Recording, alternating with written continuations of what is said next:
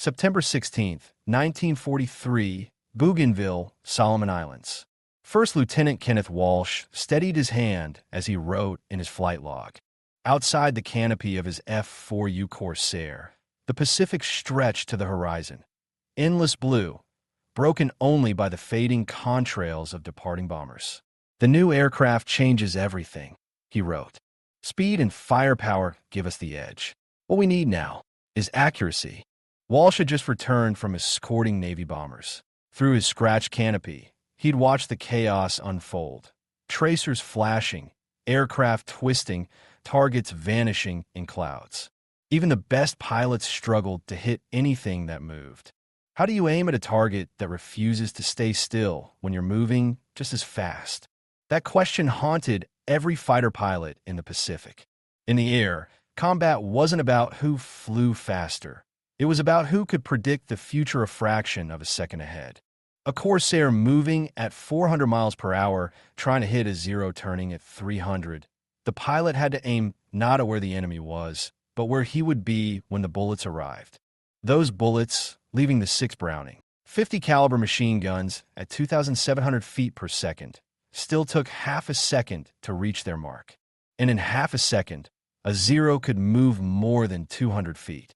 If your lead was off by even a few degrees, your rounds would carve empty sky.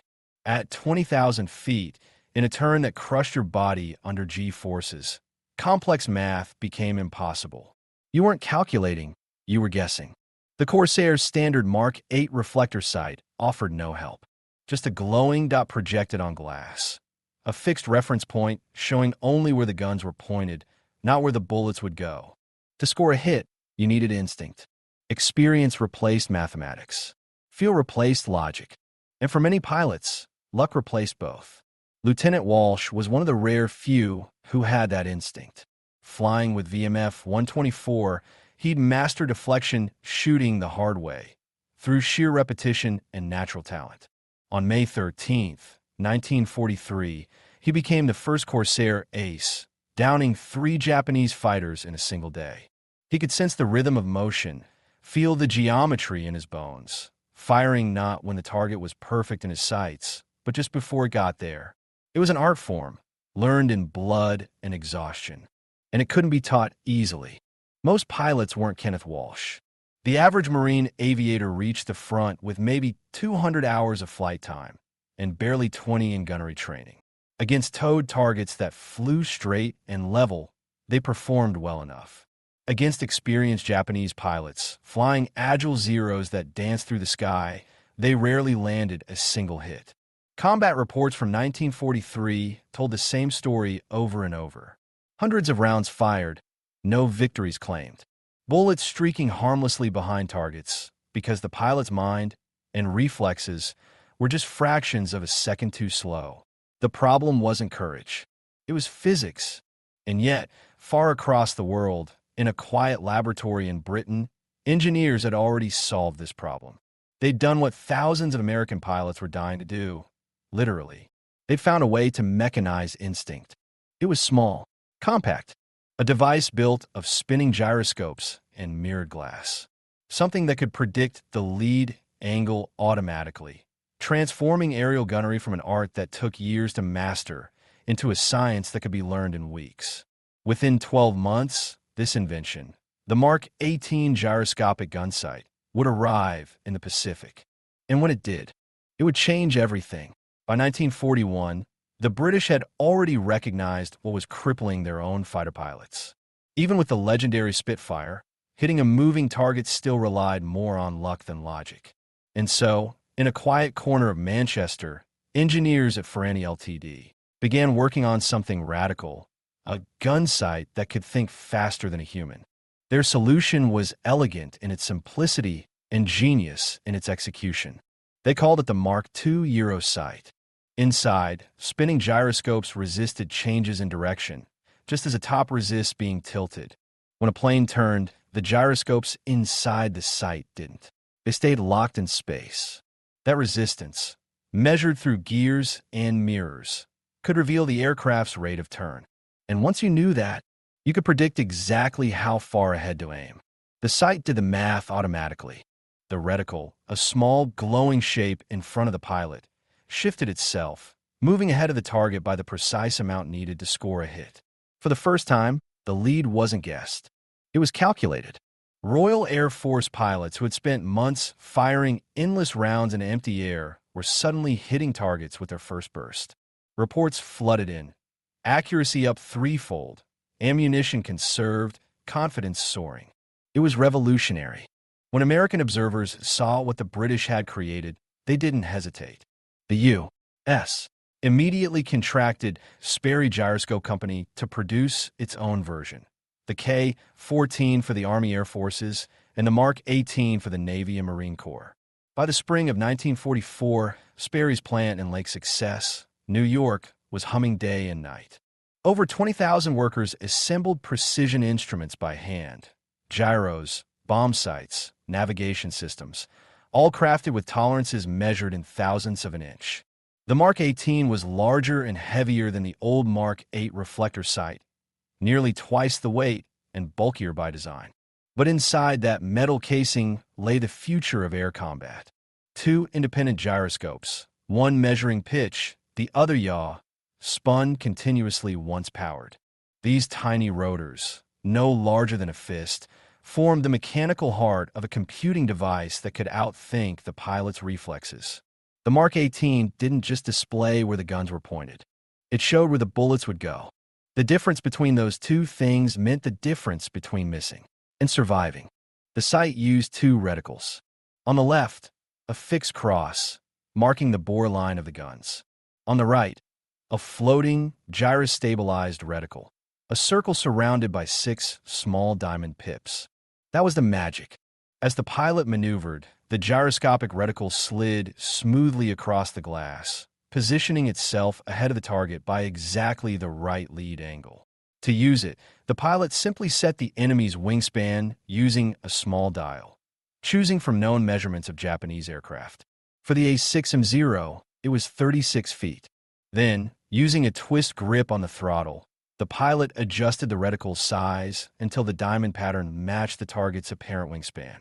That single motion told the sight how far away the target was, setting range and drop automatically. After that, the machine took over.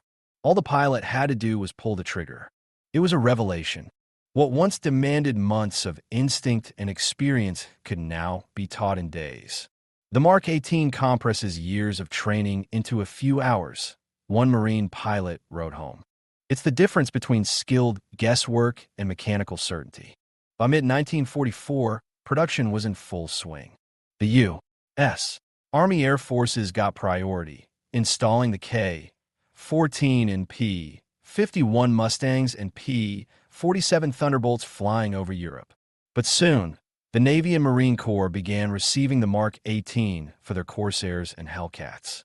The first Marine squadrons chosen for retrofit were VMF 124 and VMF 213, the same units preparing for carrier deployment. Their new Corsairs, equipped with the gyroscopic sight, arrived at Naval Air Station Santa Barbara in late 1944. For the pilots training there, the change was immediate and unforgettable. Lieutenant Robert McClurg, of the reformed VMF 214, wrote that after his first flight with the Mark 18, he could never go back.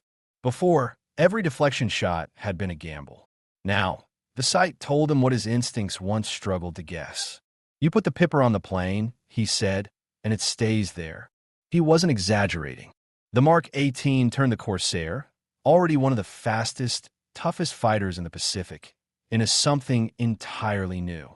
A machine whose aim was as precise as its power. But as American pilots learned to master this new tool, Japanese intelligence began to notice something strange in combat reports. Corsairs weren't just hitting more often, they were hitting impossibly well. By late 1944, fragments of downed aircraft and captured documents confirmed their fears. The Americans had developed a fire control system that could erase human error itself. And for Japan's veteran fighter pilots, men who had survived through agility and instinct, that discovery was terrifying. How do you outmaneuver a machine that doesn't make mistakes? By December 1944, the Pacific Air War had entered a new phase. Marine Corsairs, faster, tougher, now equipped with the Mark 18, were finally ready to operate from fleet carriers. VMF 124 and VMF 213, under Major William Gus G., joined the USS Essex at Ulithi, bringing 48 F-4U Corsairs into carrier service for the first time.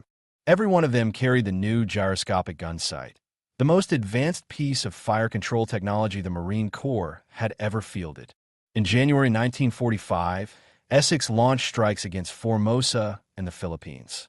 Corsairs flew combat air patrol, bomber escort, and ground attack missions, roles that demanded accuracy above all else. And from the very first engagements, the results were undeniable. Pilots reported hit rates unlike anything they'd ever seen. Dogfights that once dragged on for minutes were now decided in seconds. Many kills came from the first burst of fire. "You don't have to walk your tracers onto the target anymore," one pilot wrote. "You just track, squeeze, and it's done." The Mark 18 didn't make combat easy, but it made it predictable. It turned chaos into something measurable, something human reflexes could finally control. In escort missions, where tight formations often forced awkward firing angles, the new sight proved its worth again. Corsairs no longer had to maneuver for the perfect 6 o'clock position. The gyroscopic reticle allowed deflection shots from oblique angles, attacks that would have been hopeless with older reflector sights. The difference was staggering. Even less experienced pilots were now scoring hits that once required the intuition of an ace. For Japanese pilots, it was something else entirely. They were used to surviving by outturning and outmaneuvering American fighters, forcing opponents to miss through agility and speed. But against the Mark 18, that margin vanished. By late 1944, captured documents and wreckage confirmed the worst. Japanese intelligence realized that the Americans had eliminated the human element in aiming. No amount of training, reflexes, or instinct could compete with gyroscopic precision. The machine had learned to think faster than the man. In response, Japanese naval aviation issued new orders to all fighter units. Avoid turning engagements with Corsairs at all costs. Attack once, from above, and break away immediately. Never try to dogfight a Mark 18 equipped aircraft. But by then, it was too late. In February 1945, during the invasion of Iwo Jima, Marine Corsairs provided constant air cover over the assault fleet. Flying from small escort carriers, they intercepted Japanese raids day and night. And with the Mark 18 guiding their fire, their effectiveness skyrocketed. Pilots reported downing multiple attackers in a single sortie, something almost unheard of before. They could engage targets from wider angles, conserve ammunition, and react faster under pressure. One after-action report summed it up simply: the sight works. It kills what you aim at. The technology didn't just make pilots better, it made them confident. And that confidence changed the tone of combat. March 1945 brought the next stage: carrier strikes against the Japanese home islands. VMF 214, the reformed Black Sheep Squadron, flew from the carrier USS Franklin. On March 19th, a Japanese bomber struck the Franklin, setting off catastrophic explosions that killed over 700 men, including 32 Marines from VMF 214. The survivors kept flying. Their Corsairs, many equipped with Mark 18 sights, continued operations after the crippled carrier limped home. The attack underscored the brutal cost of carrier warfare, but it also showed something else. Even under unimaginable pressure, pilots trusted the new sight implicitly. When everything else failed, it still worked. Then came Operation Iceberg, the invasion of Okinawa. The largest amphibious assault of the Pacific War and the deadliest for the American Navy. The skies swarmed with kamikaze. Thousands of Japanese aircraft, many flown by barely trained pilots, dove straight into the fleet in desperate suicide attacks. This was the true trial of the Mark 18. Its gyroscopic precision allowed Corsair pilots to intercept and destroy kamikazes with surgical accuracy. Unlike agile Zeros, kamikazes flew predictable paths straight toward the ships. For the Mark 18, that was perfection. First burst hits became the rule, wrote one squadron commander. You set the range, track, and they disintegrate. From April to June 1945, Marine Corsairs destroyed hundreds of incoming attackers. Operational reports noted that younger, less experienced pilots were now performing on par with veterans, something unheard of in aerial warfare. Experience still mattered, but technology had leveled the field. The psychological impact on Japanese pilots was devastating. Those who survived combat described the terror of seeing tracers curve toward them with mechanical precision, as if guided by an invisible hand. No evasive maneuver worked. No trick could save them. One veteran later recalled, "You could feel it the moment you were being tracked. The tracers came not near you, but to you." What once had been contests of instinct and agility had become executions by computation. By mid-1945, even Japan's most skilled aviators admitted defeat in the air. The sky belonged to the machines, and to the men who had learned to trust them. By the summer of 1945, the war in the Pacific was ending. Japan's cities burned, its navy shattered, its skies empty.